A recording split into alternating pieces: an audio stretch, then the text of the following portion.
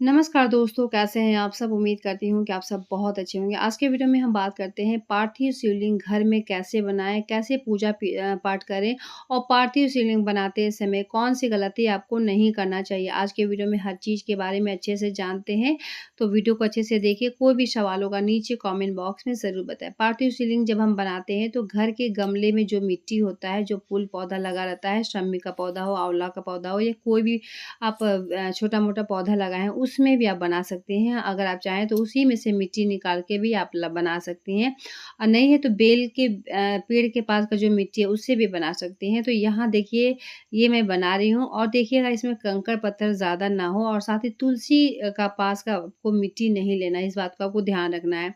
तो आपको सिंपल तरीके से ऐसे ही बनाना है। अगर जलाधारी आप नहीं भी बनाना चाहती हैं तो भी आप सिंपल तरीके से बना सकती हैं। लेकिन इस तरीके से मैं जलाधारी वगैरह बनाकर दिखा रही हूँ।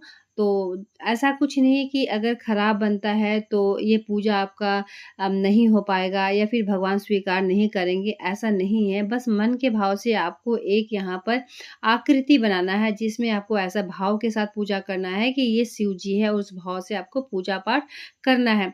बहुत ही सरल सिंपल तरीके से अगर आप करती हैं घर में और पूरे सावन भी अगर आप पार्थिव शिवलिंग का व्रत आकृति बना के पूजा करती हैं और याद रखिए कि जब आप शिवलिंग बनाती हैं तो सबसे पहले आपको इस बेलपत्र पर ही विराजमान करना है क्योंकि शिवलिंग जो होता है उनका भार कोई नहीं सह सकता है बेलपत्र के अलावा। बेलपत्र कहा जाता है कि माता पार्वती के आंसू से उगा हुआ है, तो इसीलिए तो सबसे पहले आपको करना क्या है देखिए इस तरीके से आप रख दी और थोड़ा-सा मैं सबसे पहले जल का अभिषेक करती हूँ और जल का अभिषेक के बाद आप कच्चा दूध से भी अभिषेक करें। आप चाहे तो पंचामृत बना सकती हैं, चाहे तो घी से भी कर सकती हैं, मधु से भी कर सकती हैं, सब जिससे चाहे उससे कर सकती हैं। लेकिन करते वक़्त कौन-कौन सी गलती आपको नहीं करना है, आपको ध्यान रखना है। ज़्यादा अगर आपको मिट्टी में पानी डालती हैं, तो ये मिट्टी जो है आपका पिघल जाएगा या फिर कहीं से भी टूट जाएगा। याद रखें इस बात को। पहले तो आपको जो भी पूजा पाठ का